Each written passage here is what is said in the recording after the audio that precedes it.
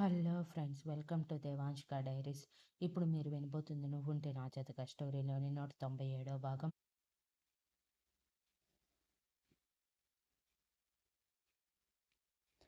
అలా శృతి main gate వైపే చూస్తూ శ్రీధర్ రాగానే తనకి ఎదురు వెళ్ళి సీరియస్గా నీతో మాట్లాడాలి అని అంది. శ్రీధర్ సంతోషంగా శృతి నాతో మాట్లాడతాను అందంటే నా ప్రపోజల్ ఒప్పుకున్నట్టే. యాహో, రుద్ర మీద గెలిచాను. నేను వాడి ప్రేమ దక్కకుండా చేశాను. అట్ ది సేమ్ టైం నా ప్రేమ నాకు దక్కేలా చేసుకున్నాను అని మనసులో అనుకుని పైకి మాత్రం సీరియస్గా మొహం పెట్టి ఏం మాట్లాడాలి, మళ్ళీ నన్ను ఎలా అవమానించాలని ఆలోచిస్తున్నావా అని అడిగాడు. ఏదైతే ఏంటి, నీతో మాట్లాడాలని చెప్పాను కదా, రా అంటూ పక్కనే ఉన్న ప్రీతం వైపు చిరాకుగా చూసి కొంచెం పర్సనల్, తమరు కొంచెం పక్కకు వెళ్ళండి అని చెప్పి శ్రీధర్ చేతిని పట్టుకొని అంతవరకు వాళ్ళు కూర్చున్న బెంచ్ దగ్గరికి తీసుకువెళ్ళి శ్రీధర్ని కూర్చోమని చెప్పి అతని పక్కనే కూర్చొని స్కార్ఫ్ తీసేసి మాట్లాడటం స్టార్ట్ చేసింది. ఇది మహా అయితే ఒక 5వ సారి 6వ సారి శ్రీధర్ శృతిని ఫేస్ చేయటం.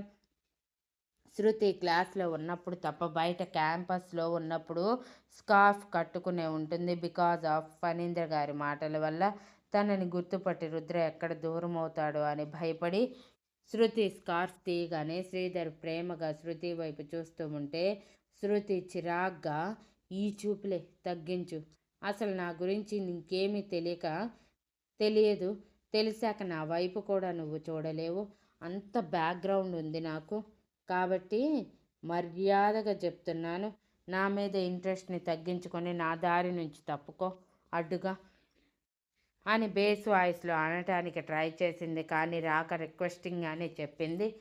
శృతి రిక్వెస్ట్కి శ్రీధర్ నవ్వుకుంటూ, ఇంత అందమైన అమ్మాయి ఎవడైనా వదిలేసుకుంటాడా శృతి? నువ్వు నీ పిచ్చి కాకపోతే నీ బ్యాక్గ్రౌండ్ ఏదైనా ఐ డోంట్ కేర్, నువ్వు నాకు కావాలి. నీ వల్ల నాకు 2 బెనిఫిట్స్ ఉన్నాయి. ఒకటి, నా ప్రేమ నాకు దక్కితే, రెండోది నీకు చెప్పకూడదు అని సైడ్ స్మైల్తో అని, నువ్వు ఎన్ని చెప్పినా ఏది చేసినా నేను మాత్రం నిన్ను ప్రేమించకుండా ఆగను. మొదటిసారి ఒక అమ్మాయిని ఇంత గాఢంగా ప్రేమించటం నేను. నా ప్రేమ నీకు అర్థమయ్యాక నువ్వే చెప్తావు. ఇన్ని రోజులు నన్ను బాధ పెట్టినందుకు క్షమించమని అని నవ్వుతూ చెప్పి ఇక మాట్లాడటానికి లేదు అన్నట్టు, తన పర్మిషన్ అవసరం లేదు అన్నట్టు శృతి నుదుటి మీద ముద్దు పెట్టి, క్లాస్కి వెళ్ళు, అనవసరమైన విషయాల గురించి ఆలోచించకు, నా గురించి మాత్రమే ఆలోచించు అని చెప్పి వెనక్కి తిరిగాడు.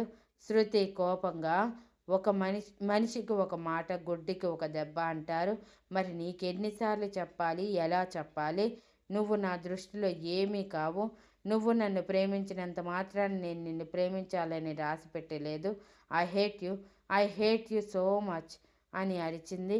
శ్రీధర్ నవ్వుతూ శృతి వైపు చూస్తూ, ఈరోజు అలా అన్నవారే రేపటి రోజు ప్రాణంగా ప్రేమిస్తారని పాతకాలం నాటి ప్రేమికులు చెప్పిన నిజం. కాబట్టి నేను దాన్ని ఫాలో అవుతాను. నువ్వు నన్ను హేట్ చేసినా సరే నేను మాత్రం నిన్ను ప్రేమిస్తూనే ఉంటాను. I love you, I love you, I love you so much. నీ లైఫ్లో నీ భర్తగా నేనే ఉంటాను, గుర్తుంచుకో. మనకి ఎప్పుడో దేవుడు రాసి పెట్టాడు. అందుకే ఎవరిని చూసినా కలిగని ఫీలింగ్ నిన్ను చూస్తేనే కలిగింది నాకు అని చెప్పి అక్కడి నుంచి వెళ్ళిపోయాడు. శృతి అసహనంగా, వీడికి ఇంకెలా చెప్తే అర్థమవుతుంది అని శ్రీధర్ కోసం ఈగర్గా వెయిట్ చేస్తూ ఉన్న ప్రీతంని చూసి, కనీసం ప్రీతంతో చెప్తేనన్నా సర్ది చెప్తాడేమోనని ప్రీతంతో మాట్లాడటానికి వెళ్ళింది స్కార్ఫ్ కట్టుకొని. అప్పుడే రుద్ర క్యాంపస్లోకి అడుగుపెట్టాడు వేణుతో కలిసి.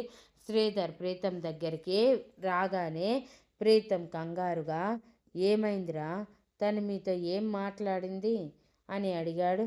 ఏముంది, ఎప్పట్లాగే నేనంటే ఇష్టం లేదు అని చెప్పింది అని భుజాలు ఎగరేసి అన్నాడు శ్రీధర్.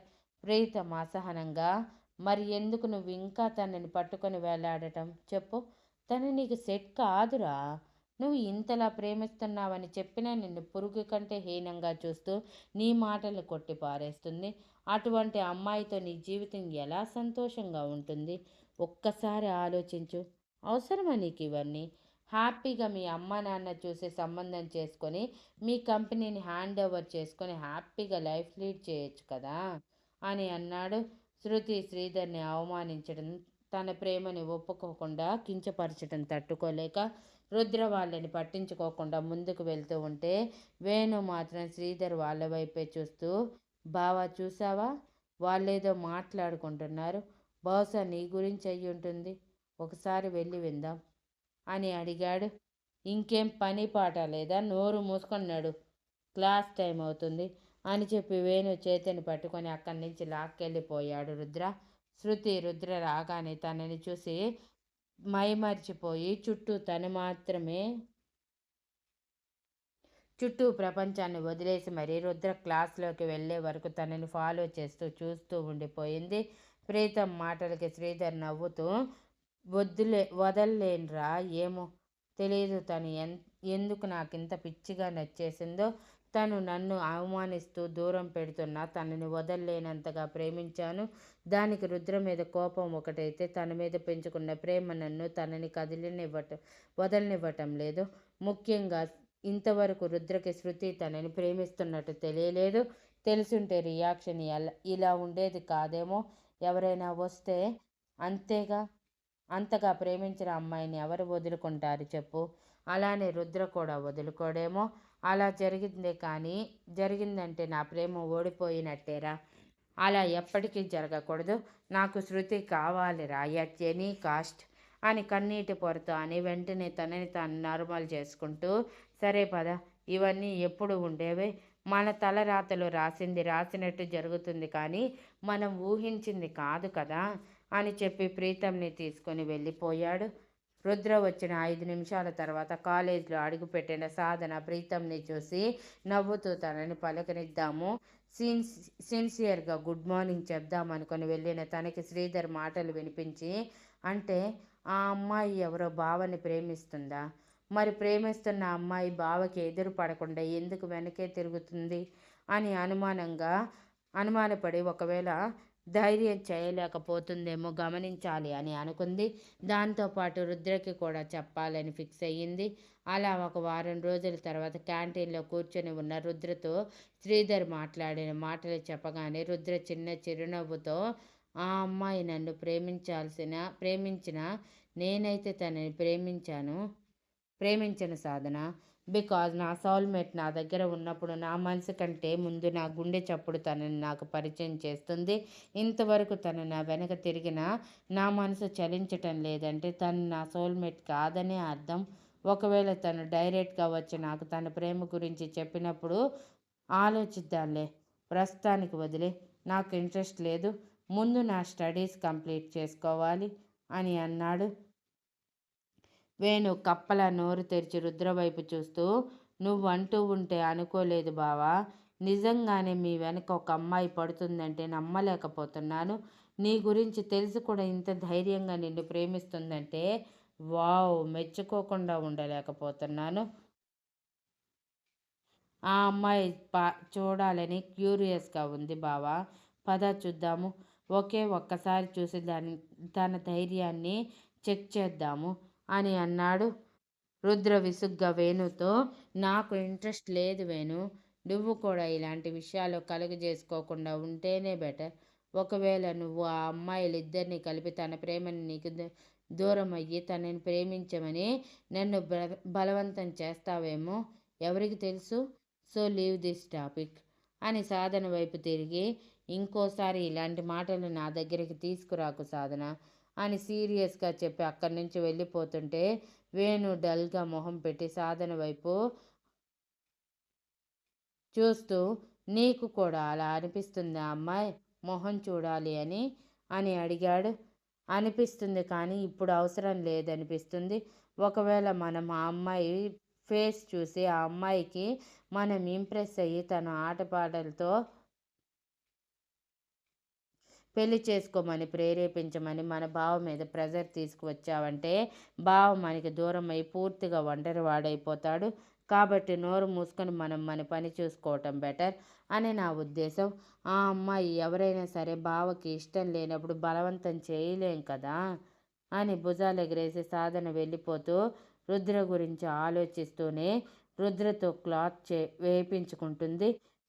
వీళ్ళు ఈ మాటలన్నీ మాట్లాడుకునేటప్పుడు శ్రీధర్ శృతిని లంచ్ కోసం క్యాంటీన్కి వెళ్తూ ఉండమని అడ్డగించి మాట్లాడుతూ ఉండటంతో తను రుద్రతో మాట్లాడిన మాటలు మిస్ అయ్యింది. ఈసారి శ్రీధర్ తన స్టడీస్తో పాటు దివ్య మీద కూడా కాన్సన్ట్రేషన్ చేశాడు.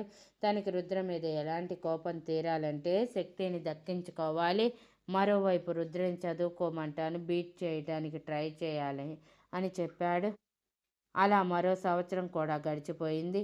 ఈ సంవత్సరంలో కూడా శృతి భయం, శ్రీధర్ ఇరిటేషన్, ప్రీతి అసహనం, సాధన ఫ్లర్టింగ్, వేణు చదువు, రుద్ర బెంచ్ మీద కాన్సన్ట్రేషన్తో కొన్ని క్షణాల్లో చెరిగిపోతుంది.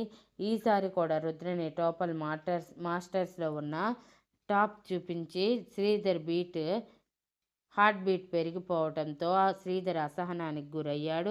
పైగా ఇంట్లో తన స్టడీస్ గురించి తెలిసి తన శ్రీధర్తో ఇంకొంచెం అసహనం చోటు చేసుకునేలా మాట్లాడారు.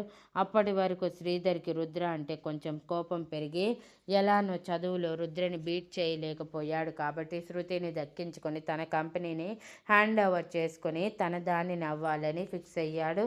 ఇక రుద్ర ఇండియా వెళ్ళే ఆలోచన లేకపోవడంతో జాబ్ కోసం అమెరికాలోనే ట్రై చేస్తూ ఉన్నాడు.